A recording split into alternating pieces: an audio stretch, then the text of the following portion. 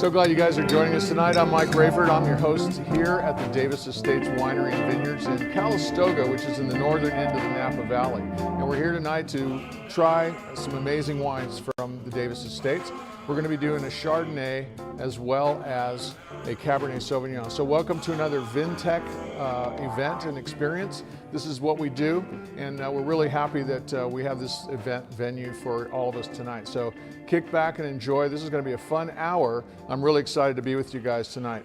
Want to go through a couple of things. We have a little process. I know some of you are real wine experts, and I know others of you might just be your first wine tasting. So let's go through a couple of little things before we get started to give you guys the full appreciation. First of all, maybe you've never had a Chardonnay, maybe you've never had a Cab, maybe you have your mind made up as to what you think you like, but we're going to try to shift gears on that tonight. So keep an open mind and let's get started. So the first thing we're going to cover, I'll just go over these really briefly, are the 5 S's.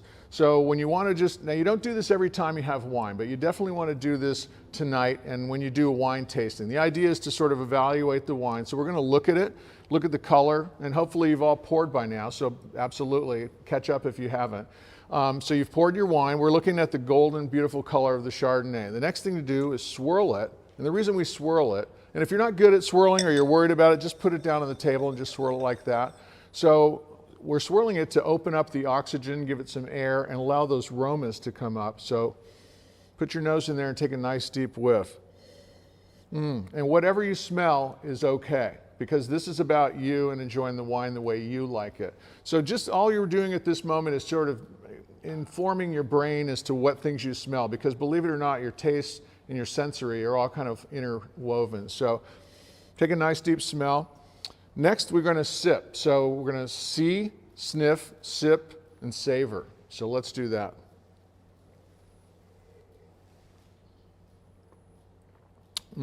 Allow that to really settle in your mouth, wash over your tongue, really take some time.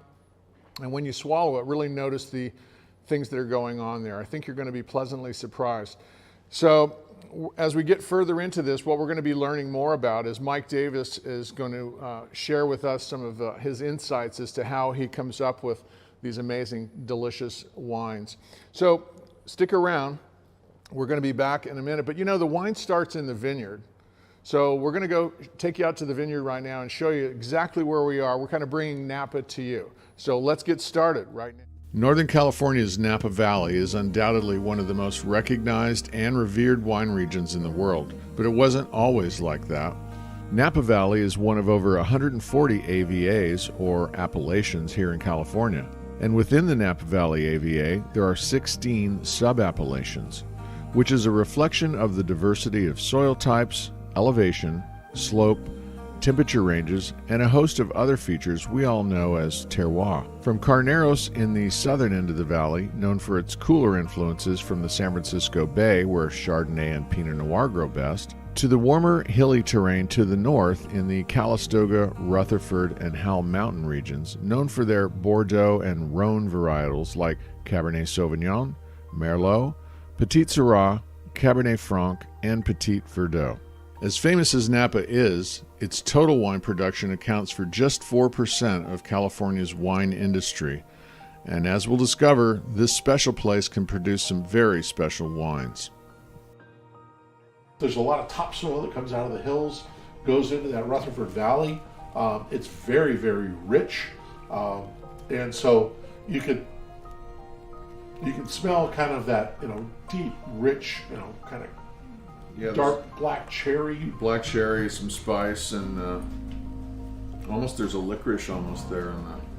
A big part of what makes a place special, besides the natural beauty, is the people. The community of people who call this place home, who work here, and who care for the land. So get ready for a special Vintec Club experience and enjoy the people, the place, and the wine here at Davis Estates in Calistoga. And I want to sort of wrap this part up by touching on some of the front line players here, your winemakers. So Carrie Gott is our winemaker for Davis Estates. Carrie and I had a phone call back in 2011, got to know each other, and got along famously, and he's a pretty famous winemaker here in the valley. Yeah. His son's probably more famous, Joel got wines. Yeah, Joel. But Kerry's fourth generation winemaker. Joel's fifth generation. Right. And Kerry understands what we wanted to accomplish as far as make the best grapes and the best wine we can from our sources here in both Napa Valley and both down in Carneros as well. Wine has been around for thousands of years, and you're still in essence doing it the same way. And we've got these the farmland out here that grows the vineyards, and the people that are the farmers, that's a whole other aspect that we could cover. The winemaking process, and then the perfect natural place to store it in the cave. What a great combo. We're Napa Green, which means we're fish friendly, and we try to be a good neighbor and a good environmentalist. We have 24 bat houses on the grounds where the bats eat the mosquitoes and bugs and things like that. Well, we're getting ready to have some food brought into us, and we're going to try to pair some of these with some of the not appetizers, but bites, as you call them. Small bites. So we have a prime New York strip loin of beef, arugula salad with a little lemon, olive oil, Davis Estates olive oil, and some haricots verts with shallots and garlic. And then we have a truffle hollandaise and some creamy Yukon Gold potatoes. You can't really beat this. I mean, great hospitality, great food, and amazing wine, and great friends. I mean, this is what wine and the lifestyle really is all about, is coming together with people that you either know or you get to know in a beautiful place, and be able to admire other people's work and then try the fruits of their labor. And we're going to enjoy some of this wine and food right now. So here we are in a pretty amazing building. We're in a historical barn right now. This is actually one of the things that Mike was so attracted to when he fell in love with this place the first time. So I want to introduce my co-host tonight, Mike Davis. Mike, thanks so much for having us in your barn. Oh, we're so excited to have you here, and thanks for coming in and making time to come visit us. Well, we just love it here, and from the moment we got here, even though it was under not the ideal circumstances, which we'll cover that later, we just want everybody to know that Napa's open for business, and the attitude here is really resilient and positive. And the whole valley is really alive and vibrant right now. There's more stuff going on here than I've ever seen, other than maybe some really incredible harvest years that we've seen. A lot of it is damage control, and they're cleaning up the pieces. But let's get right into the wine. We've got a lot of the backstory covered on our earlier package that we talked to you about. But I'd like to go right into the wine and share your thoughts on the Chardonnay. So my first question is, what is it that you look for? Because wine is a personal experience. Wine is a journey that each of us goes on. What is it that you look for before you had a winery, back in the day when you just discovered Chardonnay, and you've tried a number of them as you've gone through the years and traveled and so forth? What do you look like in a Chardonnay? What do you look for? My personal preference is something that's got some brightness and crispness to it. It's got some acidity to it. It pairs well with seafood, scallops, shrimps, and things like that. But we had to start with the grower, because in Napa, especially where we are, northern Napa, it gets very warm up here. It'll get well into the hundreds. So we source this Chardonnay out of Carneros from a grower who does a phenomenal job. That's the Hudson Vineyard, I think. That is Lee Hudson, and he's Right. an excellent farmer. Well known. Makes some pretty darn good wine himself, too. Oh, okay, good deal. Well, I know the Carneros region, for those of you who aren't familiar with the area, is basically on the southern end of the Napa Valley. The Napa Valley runs north to south. And one of the things that influences, as Mike said, the coolness is the fog from the bay. And so let's have another sip of this and sort of see if we can pick up any particular notes that we're going to dig into here in a minute.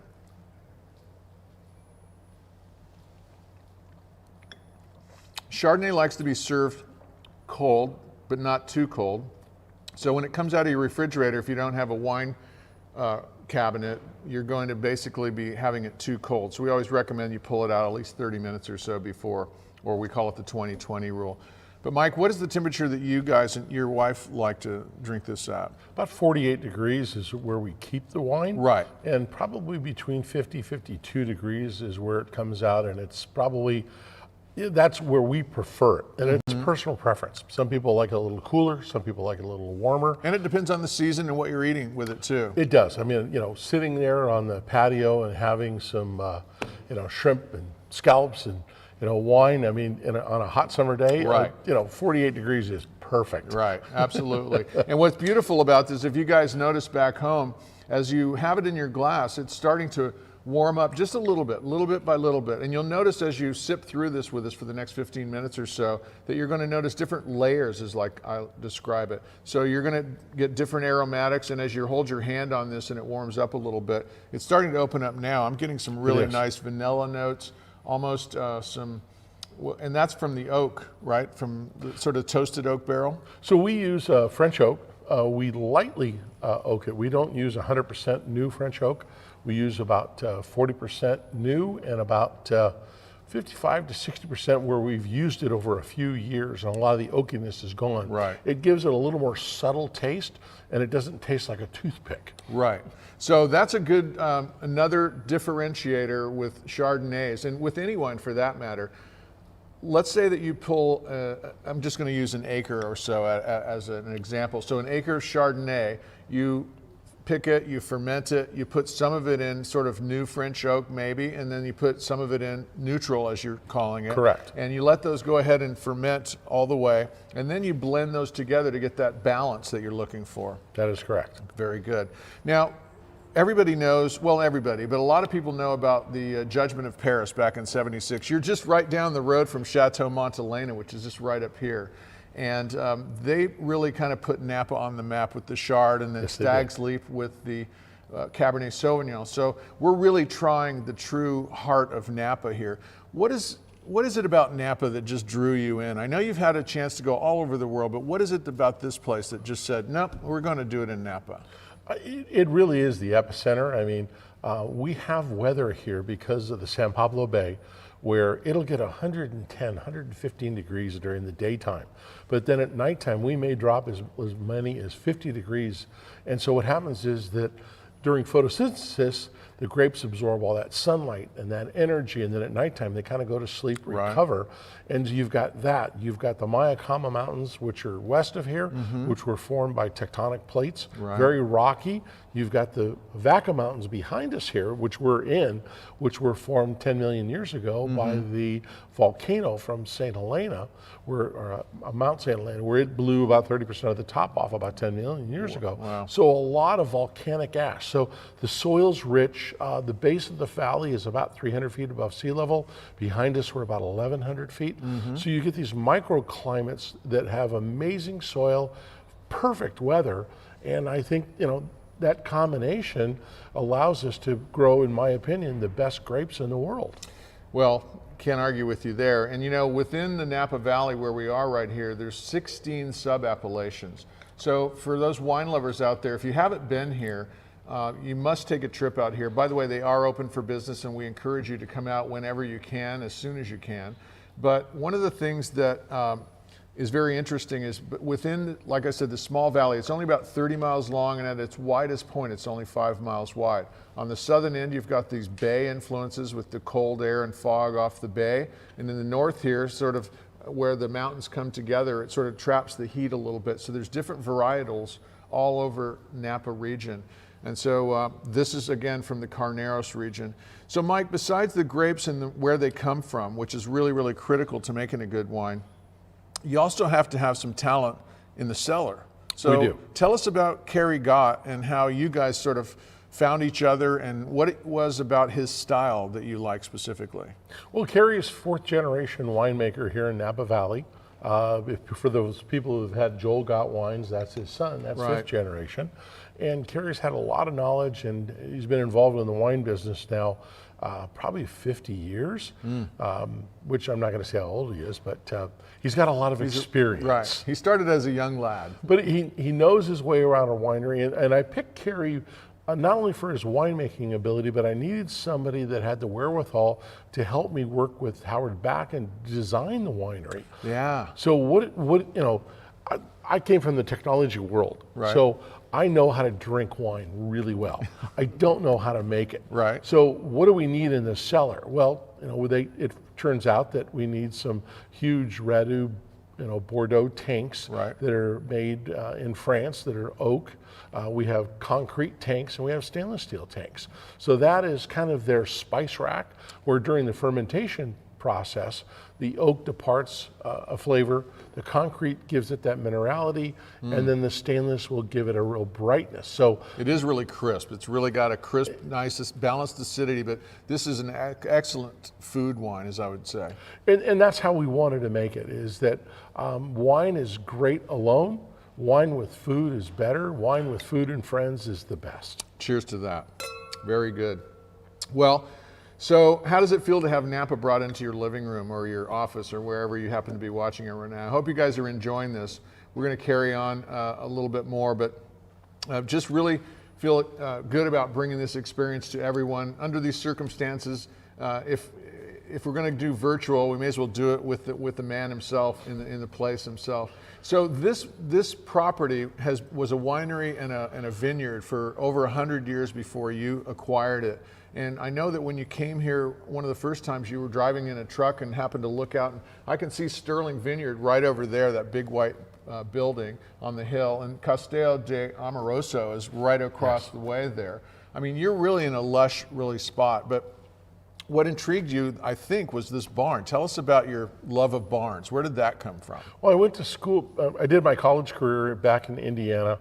Obviously the Midwest has a lot of really wonderful barns and windmills. Right. And I had a real love of old barns. Right. So when I drove on the property and I saw this barn that had been built in 1916, it's just like I absolutely fell in love with it. Right. And then as I drove around the property, originally it was 115 acres. And it had about 8 acres of planted. The more I looked at it, the more I fell in love with the property, even though it was in bankruptcy and it was in disrepair, but we saw it had great bones. Right. And the potential to be something special. And you've got some really nice slopes that face the right way.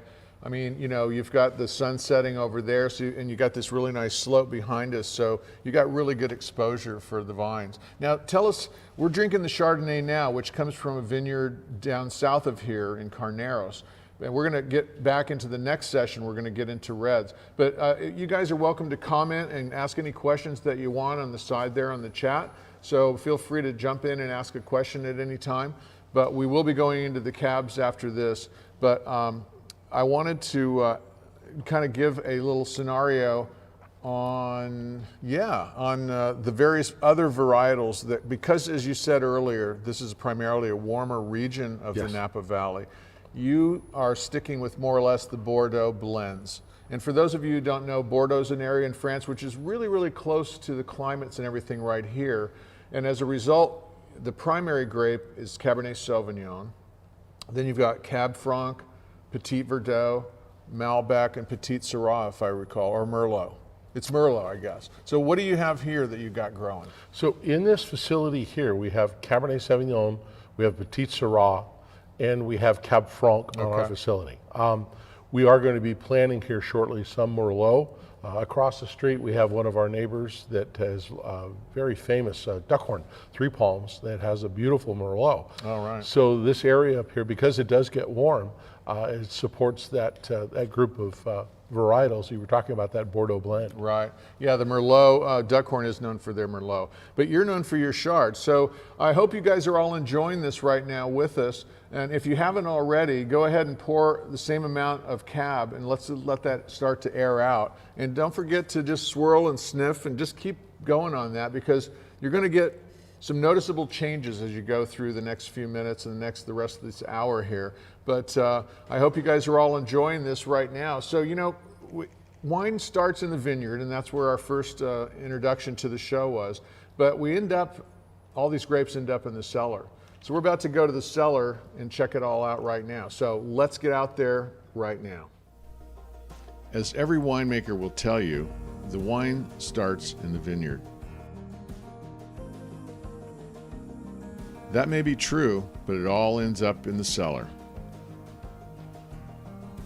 From bins freshly picked from the vineyards, many times at night to ensure coolness of the fruit, the grape's first stop is the destemmer, then onto the sorting table, and ultimately to the fermenting vats where the yeast and the sugar from the fruit will combine and begin the fermentation process. There they will slowly evolve into the joy that is in our glasses right now. Crafting a great wine is similar, I suppose, to composing a great song or creating an amazing original piece of art or designing a building or building the Golden Gate Bridge. The winemaker is guided by the materials and conditions he or she has to work with, then optimizes the conditions that will allow the wine to speak for itself, to express all that it has to offer from the conditions of the past year. We designed a special place in the cave for what we call Phase 5, and we brought in Philippe Melka to make that wine. Wow. We only make 300 cases of Cabernet, we make 150 cases of Petit Syrah, and we make 100 bottles of what we call Solarium, which is a Cabernet. Are those the big format? Yeah, that's a 1.5 liter, and it's a Cabernet Franc and a Petit Syrah combination, and it's a beautiful blend. But those are the only 3 wines that we make, and we decided to do that just to have something special down in there, and so we accomplished our goal. In that cave, which we'll show you some pictures of later on, you left that one sort of alcove there where you could actually see this is what's right behind that wall right there. To me, I thought it was white crystal, but tell us what it actually is. It took us about a year to dig 11,000 square feet of caves under here. And the reason to dig caves is that more economic, because after about 12 to 15 years, if you were to rent a building and pay for air conditioning to store your barrels, you'd spend more than you would if you dug the cave and Mother Nature gives us 58 to 60 degrees for free. Yeah. So we Very did that, cool. and then we got back to the back of the cave and we hit this vein where it's a combination of volcanic ash, tufa, there's some quartz crystal veins, and it was Right. just beautiful. Yeah. So we reinforced with steel the opening and concrete, but we left a little section in the back where you can see the swirl marks from the drill, just to show everybody what it looks like, number one. 2 is go back and put your hand on that, because you're 100 feet underground and 250 feet back into the earth, Right. and you can feel the temperature of Mother Nature. Well, that's where all the wine is coming from, folks. This guy's done a spectacular job, and like you said, you're with Kerry Gott, who helped him interact with the architect during the design. And we've just gone on another tour of the wine cave and the wine cellars, and it's just really stunning. I think there's 11,000 square feet back there. Of caves, It yes. goes 200 feet back into the hill underneath the Petit Syrah vineyard, and we're about 150 feet underground. One of the interesting things about wineries, wherever they are in the world, and especially here, there's a lot of caves here, but not every winery is fortunate enough to have a cave. And Mike can tell you that you can spend a lot of money on power over the years with the volume that you've got.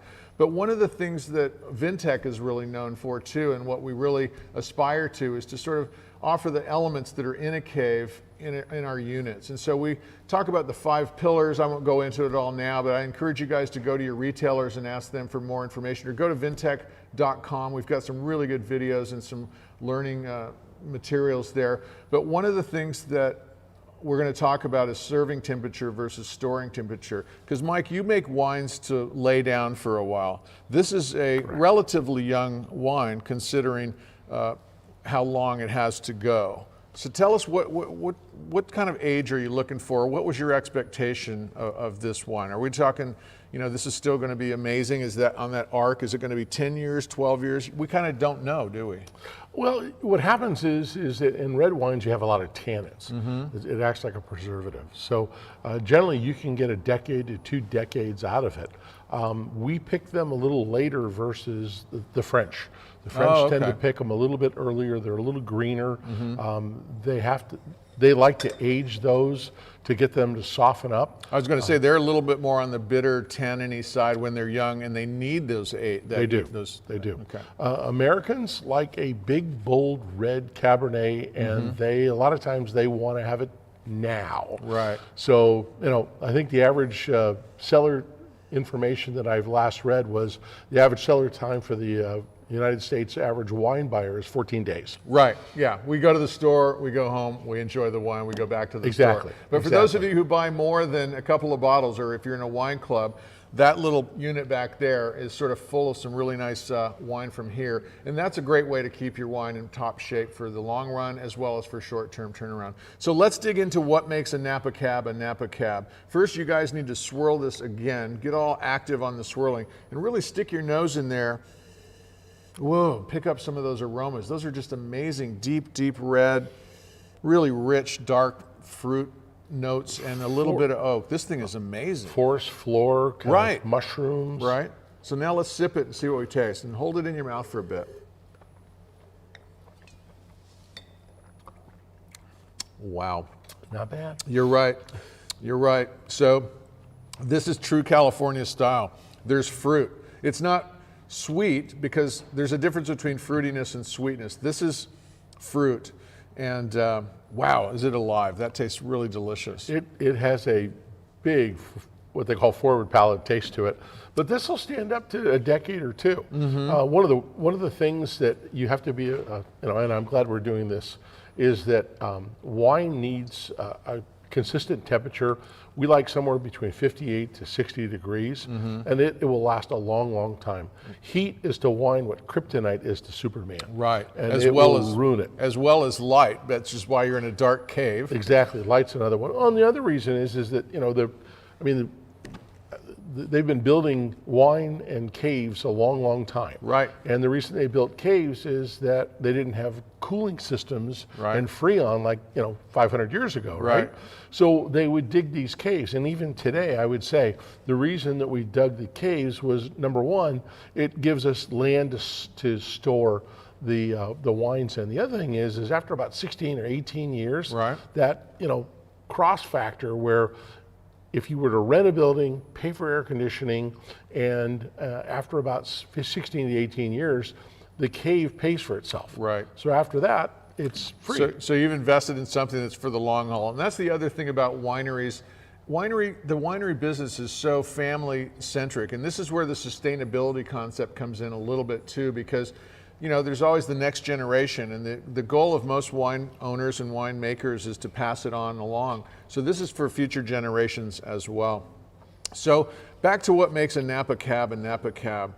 We are really close to Rutherford right over here, Howell Mountain right back there. This obviously is Calistoga. Yep. We've got Oakville, which is just over that way. And what's the other? Spring Mountain. Spring Mountain. Right here. So there's 5 specific vineyards AVAs. that you've got, AVAs that you've got access to, including your own. And you do make single varietal cabs, but this one, tell us about this. Is this the one that's sort of a blend of a couple? Well, this one, if I look at the label, is a Napa Valley. Okay. So what happened was several years ago, we would source our grapes from Howell Mountain, Oakville, Rutherford, Calistoga, and we'd blend it, and it's a beautiful wine. It really is. And then we decided that some of those grapes in different years were just so amazing, we wanted to do a standalone.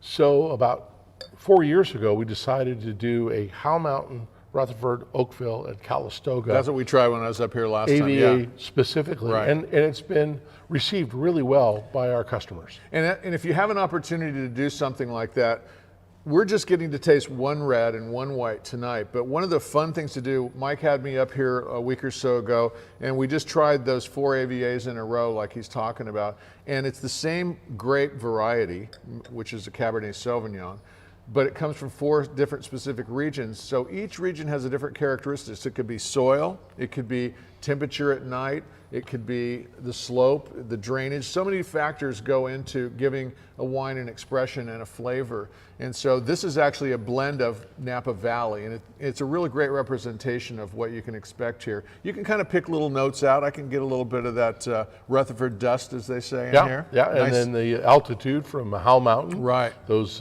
explosions of berry taste in there. Absolutely right. So how are you guys all doing out there? Is everybody swizzling and sniffing their stuff? Give us a couple of comments if you want to, or ask us a question.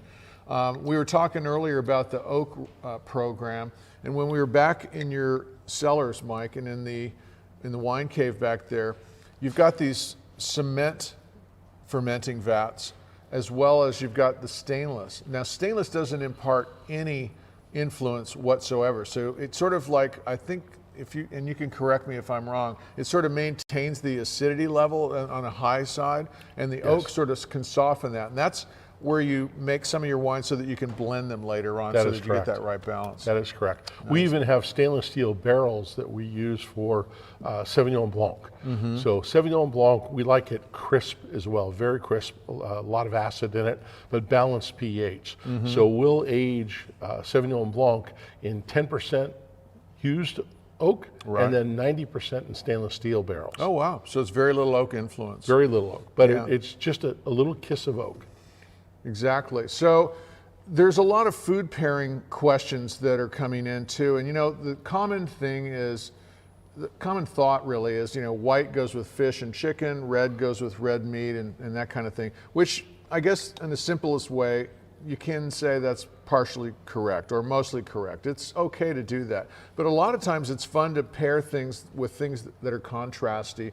Or if you just love Cabernet Sauvignon and you also like mahi-mahi, there's nothing wrong with having a cab and a mahi, right? I've had salmon and cabs and swordfish and cabs, and it's a personal preference. Whatever you want is correct. Exactly right, and that's the beauty of wine, and that's what we're trying to do, is sort of lower that intimidation factor for people that just say, I'm confused. I go to the store, I see all these labels, and so on. But that's another little thing I want to bring up. When you see Napa Valley, again, there's these 17 AVAs here that you can choose from. You kind of know what this region has to offer. But as you're in the store looking for other wines, you might see Santa Barbara, you might see Monterey County, you might see Sierra Foothills up where I'm at. Each of those places can produce amazing wines, and each has its own individual characteristics. And whatever it is that you find that you like, that's really where you should hang out. And then once you find out what you like, what's kind of cool, Mike, is you can sort of peck around the edges a little bit. Like, this might lead one into a Malbec, or this might lead one into a Barolo. There's opportunities, or a Zinfandel, or you know, something of that nature. Exactly. A lot of people, you know, what's happened lately is Cab Franc has taken off over the last 5 years. It's funny that some of those grapes that were known in the old world, and the old world, for those of you who don't know, old world is just basically European, so France, Spain, Italy, Germany, of course. That's sort of old world wines. That's kind of where everything started. As the United States progressed and discoverers around the world went to Australia, Chile, Argentina, they brought their grapes and their winemaking capabilities with them. That's why we now have Southern Hemisphere wines, and we have new age, or rather new world wines here in the U.S. But the Zinfandel and the Cab Franc, especially what we were talking about, Old World, was known as a blending grape. And so it was used to either give a little bit of, you know, maybe the Cab looked good and it tasted good, but it just didn't have any nose. So you could add a little Cab Franc to get some of that floral quality. But now they've discovered, you know, this Cab Franc's not bad on its own. So are you guys going to make a single varietal Cab Franc as well? We do. Oh, we do. We make about 300 cases. People like it because it has a big forward taste. It drops off, and then right at the end, it gives you a little tingle of spices. Right. Yeah, well, that's another good addition to a cab that might have, you know, it just needs a little oomph or something like that. Yeah, it's not as big as a Cabernet Sauvignon. Right. Although, ironically, to make a Cabernet Sauvignon many, many moons ago, they took a Cabernet Franc and they cloned it with a Sauvignon Blanc, and they came out with a Cabernet Sauvignon. So you take a white wine and a red wine or red grape and put them together, and you come up with something as powerful as a Cabernet Sauvignon. Yeah, it's pretty amazing. So in the wine world, there's probably over 1,000 varieties of wine that you can make wine, or rather grapes that you can make wine from. The most common ones are going to be Cabernet Sauvignon is what they call the king of the reds. Chardonnay, what we had earlier, is the king or queen of the whites, I suppose. And there's just the common ones, you know, Merlot and Pinot Noir, Zinfandel, etc. But I encourage everybody to, you know, if you're getting into wine, you know, try a bunch of different things and just go to the supermarket and have a wine tasting at home with your friends, or do it like this, do a virtual wine tasting where you all have the same wines, you can compare notes. By the way, don't forget to ask us some questions. And also, we have really good articles on the vintecclub.com. You can go there and sign up as a guest right now, and you get all access to videos and all the stories. I'm one of the writers there. There's a bunch of articles that I've put up, but we also have, I think, about 6 or 8 other international writers that write amazing articles, and they're all over, from all over the world on every single topic you can think of. So if you want to learn a little bit more about wine, definitely visit the Vintec.club.com. I also want to remind everybody that if you haven't got one already, well, maybe we'll surprise you after the show.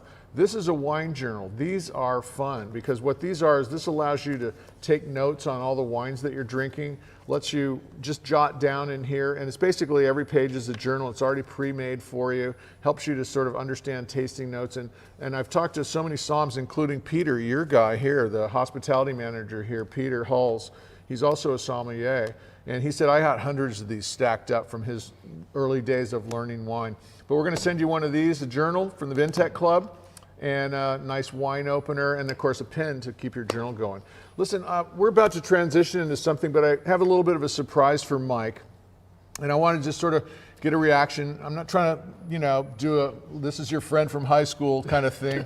But really, I just wanted to show you this picture because there's a story. What happened here, the pictures that you've seen so far are the before of Napa, okay?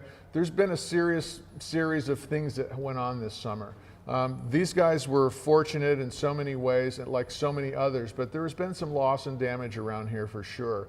And you know, this is just out of our control. We're going to visit in a minute, but I wanted to ask Mike if he recognizes this photo and really what it might mean to you. Oh my goodness. That is Jessica Link, our general manager, grabbing a hose and putting out a fire that is right out in front of the winery. Woo! And yeah. Right after that, Cal Fire and the firemen kicked her off the property because her rayon clothes are not fireproof. Well, she's standing right over the side here laughing at me. Well, she's going to be joining us in our next segment. So let's segue out of this and show you what I saw here with these guys when we were here just a couple of weeks ago. One of the busiest and most exciting times of the year in wine country is harvest and crush. In the Northern Hemisphere, that begins in late September and typically goes through October, depending on the grape variety. And something that has become more common, especially during extended drought periods, are wildfires brought on by dry lightning strikes and seasonal high winds. In the past few years here in Northern California, these fires have grown in intensity and ferocity, devastating not only homes and businesses, but the crops and forests throughout the region. Most recently, in late September, the Glass Fire, named for Glass Mountain where the fire began, ran through some of the most beautiful and iconic vineyards and wineries in the Napa-Sonoma regions. Though there are many personal stories of loss and survival, the spirit in the area is mostly unanimous in the efforts to pick up the pieces and begin the long process of rebuilding and keeping on. The story here at Davis Estates in some ways is like many others, but when you get to know the people here and see just how intense the situation was, and that their fast thinking and taking action became critical to the ultimate survival of this place as well as their own survival, it really puts things into perspective.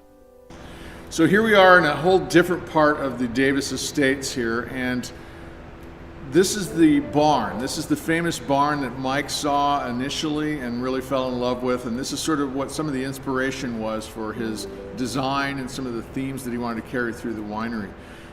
This barn was built a while ago, and so we've got Jessica here. She's the GM, and she's going to sort of walk us through this. But I just want you to know that this is remaining intact, which is a fantastic thing, like most of the rest of the winery. But we're surrounded by charred grounds, and we're going to talk a little bit about Jessica's experience here during the fire that happened on Sunday night, September 27th, as I recall. Jessica, welcome. Thanks for joining us today. Tell us a little bit about your role here and what this was like pre-September. I'm the general manager here. I started at our grand opening, so I've been here pretty much since day one. This place is just cool. Like, it is. It's just cool. Great owner, great facility, great winemaking team. Check all the boxes. Well, I got the call at 5:22 a.m. I got here about 6 a.m. I saw the fire on the ridge behind the winery and watched it all day. Prepped all day. We closed the vents in the caves. We closed all the vents in the buildings, all the HVAC, everything. We moved everything we could inside the buildings, trying to take away the fuel for the fire if it got here. It was beginning of harvest, midst of harvest. We had our processing line out on our crush pad. So that was part of the task of the day, was to break down the crush line, bring it into the buildings to try to protect it. There was one piece we couldn't bring in, and evidently we lost that piece. It's gone, yeah. So we set up, we have our own fire truck. Mike, for the good, the bad, the crazy, he bought a fire truck, and we have our own fire truck. Gotta love that. So we hooked up all the hoses to our fire hydrants to the truck, and we were ready with our own truck before the fire actually hit. Yeah. So we watched kind of all day, and the Cal Fire that was here, it was the Yountville team, the Humboldt team, we had some of the Rutherford team here. Thank you, first responders. Yes, oh bless you, first responders, Yeah. so much. So it was slowly coming down through the Petite Syrah vineyard above the wine cave, and then later that evening it shifted around and started coming out of the north, and that's when it got speeded up and came down here and took out this hill and things. Yeah, Cal Fire they were really optimistic that they were in this bowl, and they thought, the fire's moving to the south, we're going to keep it in the ridge and kind of help it move along that ridge line. We had a spectacular air show, and then yes, around 9 p.m. the fire kind of got away from the north of us over where Calistoga Ranch is and just sneaked over that ridge real quick. So the fire that was on the ridge to the south kind of still took that ridge, but then from the north it came down low. You hear firestorm, and it's a thing, a firestorm. The fire creates its own storm, and the embers and the whirling and everything that's going on. There was spot fires all throughout our landscaping and all around the buildings and everywhere. And then all of a sudden we're standing at the winery, and you look out towards Larkmead and you're like, oh, it's now crossing Silverado Trail and it's headed down Larkmead. And when my husband and I finally left that evening, we drove about halfway down Larkmead Lane and just kind of stopped to catch our breath. It was so overwhelming. And all of a sudden this debris on fire landed on my windshield. I'm like, okay, we're not done. Let's go a little farther. Let's go a little farther. And we busted butt to get open and do what we needed for everything to be safe and back to COVID protocols. And we are happily accepting customers. Mike's visiting with customers. It's a great time to come. There's fun stories. There's things to share and thrive from the good work that Cal Fire did and all that they saved.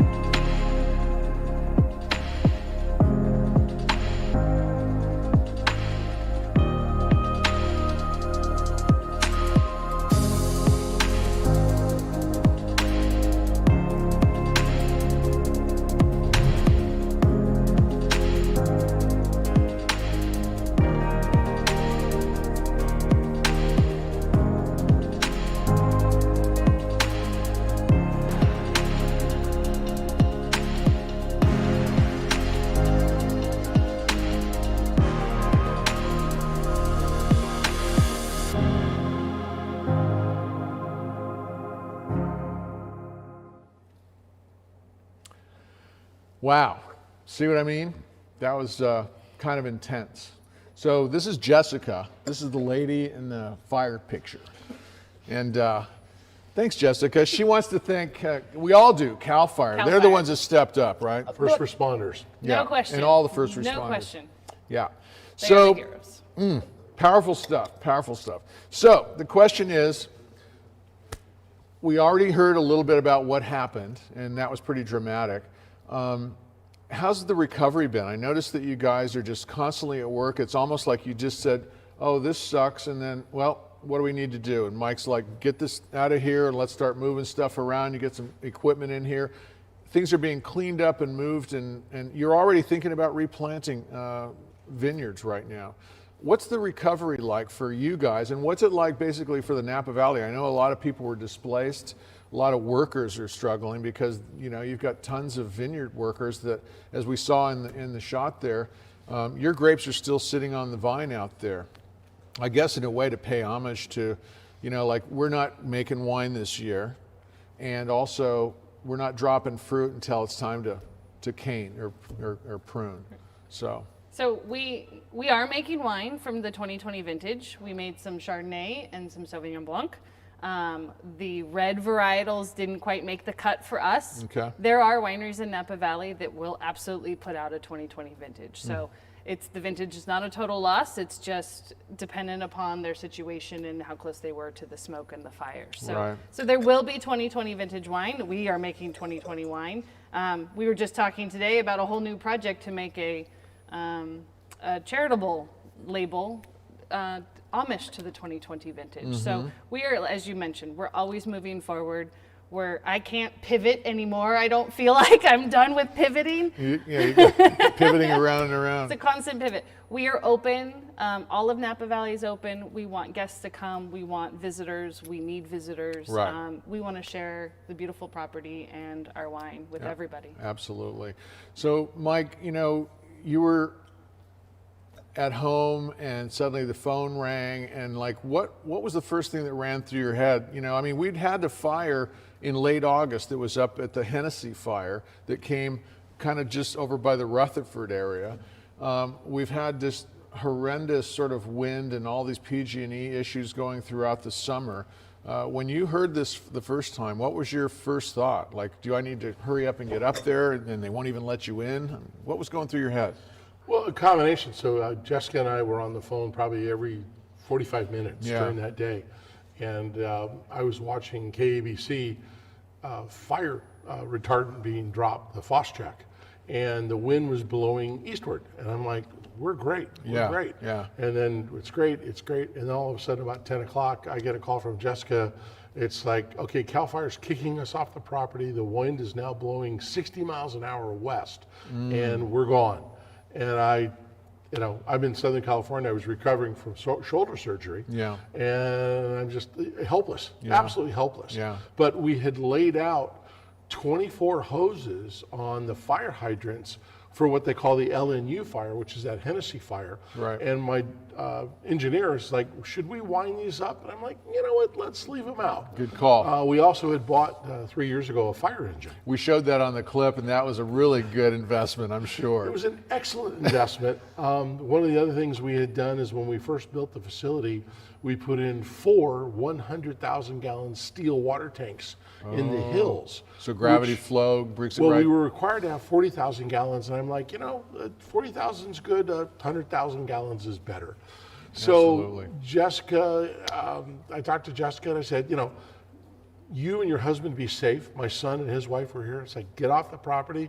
We can replace the winery. We can't replace you. Right. So number one was, fire and safety. Right. So I scheduled a flight. My wife and I flew up the next morning. We were driving up here. We went through a CHP roadblock, a Napa police roadblock, and then I got stopped right down the street here by the sheriff, and we still couldn't see the winery to know if it was here or not. And we came through the smoke, and I was crying like a 2-year-old little baby because the silhouette was here, and I was texting everybody going, it's here, it's here. Right. And Jessica's like, oh, I'm still employed.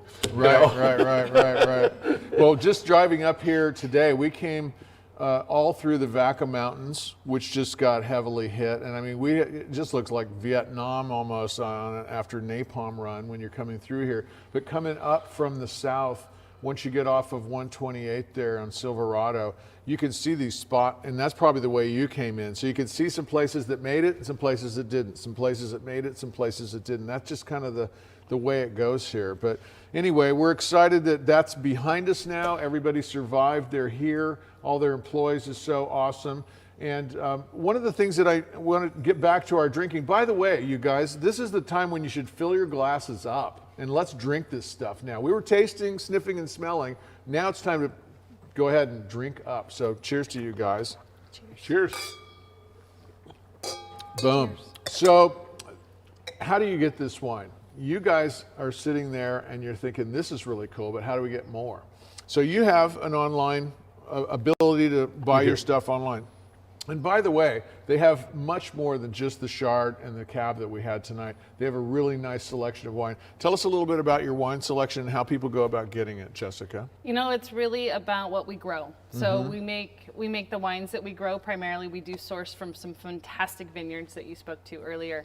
You know, Cab Franc is a fun varietal. We do make 100% Cab Franc. We make a Zephyr blend, the Bordeaux varietal you spoke of earlier. I like that one. The AVA wines you spoke of, you know, if red's not quite your thing, beautiful, lovely, crisp Sauv Blanc. We have a little bit of something for everyone. We have an online store, so davisestates.com. You can join our wine club. You can make a purchase. We'll ship straight to your house. And Perfect. Well, that's we'll get you taken care of. Right. Well, and the majority of the wines are not available in liquor stores or in the general public. We don't make enough. Like the Cabernet Sauvignon, we do sell in a few stores and restaurants, but we only make 1,100 cases.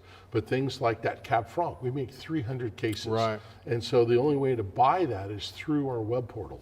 And that's another thing for you folks out there that are enjoying all this.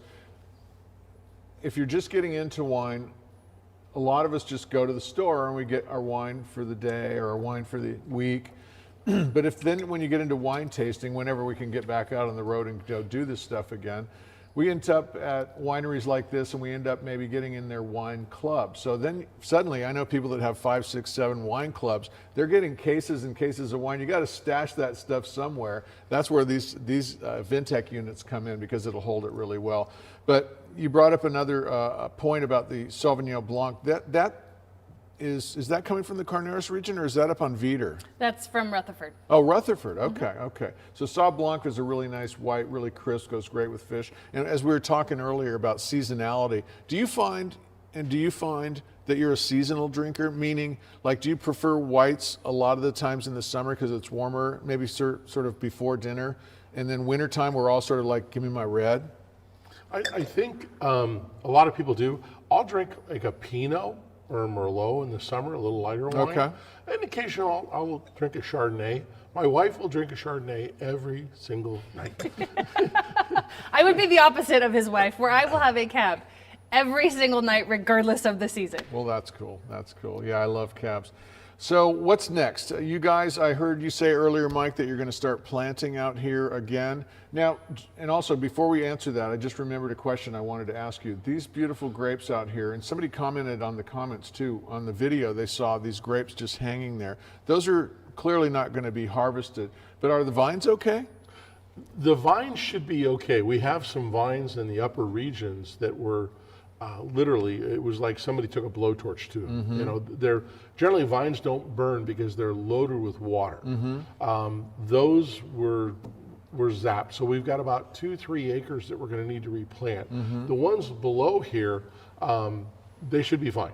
They've already, you know, they think it's spring because it's 70 degrees outside. I noticed your Petite Syrah is starting to come back. It's only, what, it's 2 months ago. Now you got green It was leaves all burned and popping out. it warms up, and we did throw some water on them, and all of a sudden it's like, oh, it must be April, yeah. so let's start growing again. That was hot for a while, and now it's okay, right? So what we'll do is when we come back, and you were absolutely right, when we start trimming for spring, we'll drop all of those raisin clusters, yeah, on the ground, and we'll rototill everything into the ground. Right. And it turns into fertilizer. Right.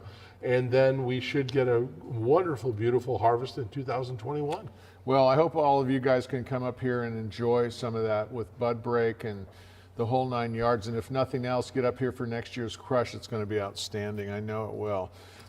What are your plans going forward, Jessica? I know you've got you're glad that you've got a full-time gig here, but as far as you've got some limitations on the events that you're able to do, but how are you working around that? Are you guys doing wine tastings or just like private things when people can make arrangements to come? So right now we are open. Our doors are open. They're open and you sit outside. So we are doing outdoor tastings right now with our chefs, wine and food pairing. So we are executing our normal experiences, just 100% outside at the moment until the state says we can go inside. Okay. Eventually, the barn that we're in, you know, long term down the road, we'll start holding tastings in this barn. Right Good. now, this is more of an event space or a club space, but we'll start to use this to more capacity. So we're always moving forward and always growing. Very good. Well, I mean, you know, we're all sort of trying to shift gears, and this is partly why the Vintec Club has decided to bring this kind of a wine experience to all of you. If you can't come to Napa, we'll bring Napa to you, and we really enjoy doing this. I really get a kick out of it, and as we go forward, I'd like to get your comments, and we're going to send out a little survey too to make sure that we find out what you liked about this and maybe what you want to see next and that type of thing. But this is where we are for now, and this is how we're going to be presenting things moving forward. So really appreciate any comments that you have, and, you know, guide us in the right direction. But yeah, I don't know really where else to go with this other than thanks guys for being here. And Mike, is there anything you wanted to wrap up? I know we talked a little bit about this. There was a little bit of rivalry during the breaks there in this UI thing. You mentioned that you're a little bit proud of your team right now because they won something. Well, this is sorry, IU. Indiana. That's okay. That's okay. No, Purdue is an outstanding agricultural college. We're going to grind some people right that's now. in the northern part of the state. We nicknamed it Cow College. They probably call us Hicks down in Right. there. But Indiana's had the best football team it's had since 1968. Wow. I graduated in 75, so it's been a long time. Now normally we have great basketball teams. I was there when Bobby Knight was there, and it was a great college to graduate from. Especially, I have a lot of friends that are still back there, and I like to call them in February and March and tell them how cold it is out here. It's 56. And, Right. Well, Well, just kind of rub it in. That's the thing, Jessica, you were just mentioning about all your seating is outdoors. I mean, you have to have sunscreen out here right now. And in California, when it gets down to 56, we're all putting our boots and our jackets on. It's like our winter gear. It's like the only time we can really wear it. I mean, but people back east that come out here, they're wearing their short sleeve shirts and stuff, and it's like, what are you guys all doing about? Don't get that. But anyway, I can't really read that. But anyway, so well, listen, we're gonna wind it up here, and I want to thank these guys again for joining us, and remind you that there are going to be future Vintec Club events like this. We want you to check out the email and go to vintechclub.com and check all that out. And I guess until next time, cheers. Cheers.